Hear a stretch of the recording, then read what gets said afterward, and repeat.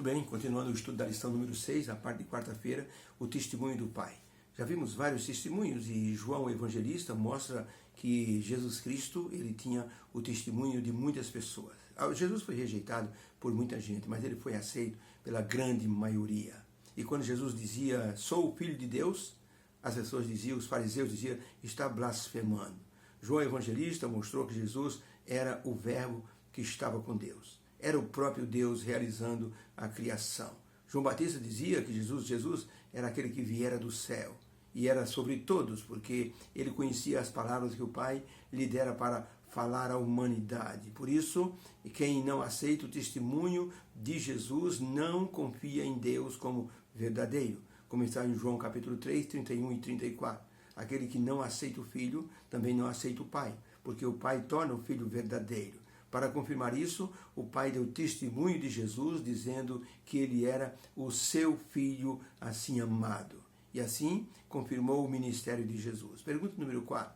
Quais foram as palavras de Jesus a respeito do Pai e do seu ministério? João capítulo 5, 36 diz o seguinte, mas eu tenho maior testemunho do que o de João, porque as obras que o Pai me deu para realizar, as mesmas obras que eu faço, testificam de mim que o Pai me enviou.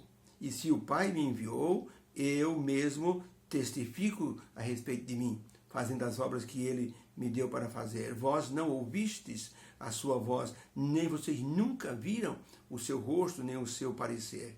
E a sua palavra não permanece em vós, porque vocês não acreditam em mim, que sou enviado do meu Pai. Então, dessa forma, Jesus explicou que as pessoas que não aceitavam, também não aceitavam Deus como Pai. A pergunta é, quais foram as palavras de Jesus a respeito do Pai no seu ministério? Jesus disse que o Pai o enviara a este mundo e que suas obras eram aprovadas por Deus e davam testemunho disso. Jesus sempre testemunhou a respeito do Pai eterno. Sempre ele orava, sempre ele estava glorificando o nome do Pai. As obras de Jesus eram miraculosas e sobrenaturais, diante das explicações assim normais humanas. Nicodemos mesmo disse, sabemos que és mestre vindo de Deus, porque ninguém pode fazer as obras que o Senhor está fazendo, se Deus não for com ele. Pedro declarou, dizendo, quando Jesus disse, vocês querem ir embora? Pedro declarou, Senhor, para quem iremos? O Senhor tem as palavras da vida eterna, conforme está em João 3, verso 2. E nós temos conhecido que o Senhor é o Cristo, o Filho de Deus, como está em João meia dúzia, verso 68. Depois João escreveu as palavras de Cristo em sua oração sacerdotal, quando Jesus levantou o olhar para o céu e ele disse, Pai, chegou a hora, revela a glória do teu Filho, para que o teu Filho revele também a tua glória. João capítulo 17, verso 1. Então Deus deu um testemunho muito forte a respeito de Jesus Cristo. As pessoas é que não estavam entendendo. Aqueles que entenderam, testemunhavam de que Deus era realmente o Pai de Jesus, Jesus o Filho amado de Deus, e por si só, ele também era Deus. Pergunta número 5. Qual o testemunho do Pai sobre Jesus? Como isto se tornou tão importante? Nós temos algumas passagens, Mateus capítulo 3, verso 17. E uma voz do céu veio e disse, esse é o meu Filho amado, em quem eu tenho prazer. Mateus 17, verso 5, estando ele ainda a falar, eis que uma nuvem luminosa os cobriu, e da nuvem saiu uma voz potente que dizia, este é o meu Filho amado, em quem me comprazo, vocês têm que escutá-lo. Marcos 1, verso 11, e uma voz do céu dizia, tu és o meu Filho amado, em quem tenho prazer. Lucas 3, verso 22, o Espírito Santo desceu sobre ele em forma corpórea, como se fosse uma pomba, e ouviu-se uma voz do céu dizendo, tu és o meu filho amado, em ti me comprazo. Segundo Pedro 1, verso 17, Pedro escreveu, porquanto ele recebeu de Deus honra e glória. Jesus foi magnificado quando a palavra lhe foi dirigida pela seguinte voz de Deus, dizendo, este é o meu Filho amado, em quem eu tenho prazer. E nós ouvimos essa voz dirigida do céu, estando nós com ele no Monte Santo, durante a transfiguração.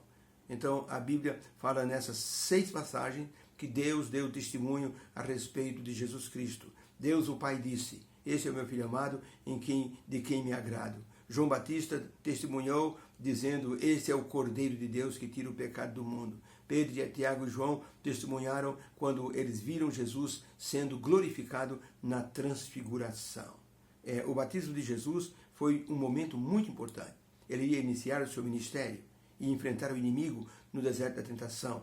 Era preciso que o Pai desse uma unção em Jesus para que o seu ministério fosse iniciado com todo o poder. Por isso João disse: eu batizo com água, mas aquele que vem para que eu o batize, ele já é antes de mim.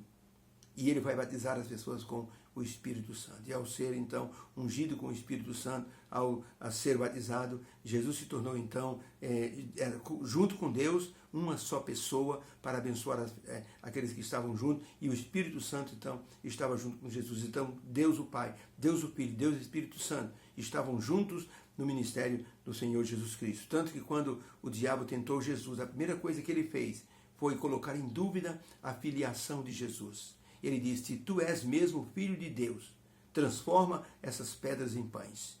E Jesus Cristo diz: está escrito, você não pode me tentar, porque está escrito: nem só de pão viverá o homem, mas de toda palavra que sai da boca de Deus. Como a boca de Deus diz: Jesus Cristo é o meu Filho amado, eu me comprazo nele. Então, Jesus se alimentou dessa palavra abençoada do Senhor nosso Deus. Por isso, Deus testemunhou de forma assim corpórea, de forma viva, de forma literal, de que Jesus era o Filho dele. E, portanto, as pessoas deveriam ouvi-lo. Podemos dizer que não havia nada a melhorar em Jesus, ele já era perfeito. Podemos pensar assim: posso eu melhorar uma obra-prima? Imagine que você está em Paris, no Museu do Louvre, e você olha para o quadro da Mona Lisa, que Leonardo da Vinci pintou há 500 anos atrás. Você acha que você poderia melhorar, ou nós poderíamos melhorar, pegar um pincel e dizer: sabe uma coisa? Eu vou melhorar essa obra, eu vou colocar um pouco mais de cor nas bochechas da Mona Lisa. Eu vou melhorar o nariz dela. Está muito pontudo esse nariz. Eu vou dar uma pincelada aqui, vou afilar um pouquinho o nariz dela, tá? Eu vou melhorar a sobrancelha. Você acha que seria possível melhorar uma obra-prima de 500 anos? Seria uma loucura mexer numa obra-prima que é considerado patrimônio da humanidade. Como é que as pessoas queriam melhorar Jesus, que já era a obra-prima de Deus? Como é que os fariseus queriam podar as atitudes de Jesus, os atos de Cristo, enquadrá-lo dentro de uma tradição falha que eles inventaram? Então, só uma mente pequena, como dos fariseus, poderiam tentar transformar Jesus no Messias que eles queriam. O Messias guerreiro, o Messias que pudesse enfrentar os romanos, que pudesse curar os soldados feridos, que pudesse alimentar toda uma tropa multiplicando pães e peixes. Somente pessoas com mente tacanha, como os fariseus, como os judeus no tempo de Jesus, poderiam realizar esse tipo de atitude. Por isso, Jesus Cristo já era a obra-prima de Deus. E quando Jesus ressuscitou, aí Deus completou a sua obra-prima. Porque Jesus subiu depois ao céu e ali foi entronizado à direita do Pai para interceder por todos nós. Louvado seja o nome do nosso Deus, porque ele transformou Jesus num ser humano que se tornou uma obra-prima. Deus disse através da vida de Cristo: é possível um ser humano apegado a mim vencer o diabo, vencer o pecado. Que o Senhor nos abençoe. Que a confirmação divina de Jesus, ele possa confirmar nossa vida como filhos dele também. Ele pode fazer isso se nós nos apegarmos a ele através da comunhão, através da devoção, através da oração e do testemunho. Deus abençoe a todos. Tenham todos um bom final de quarta-feira. Deus abençoe.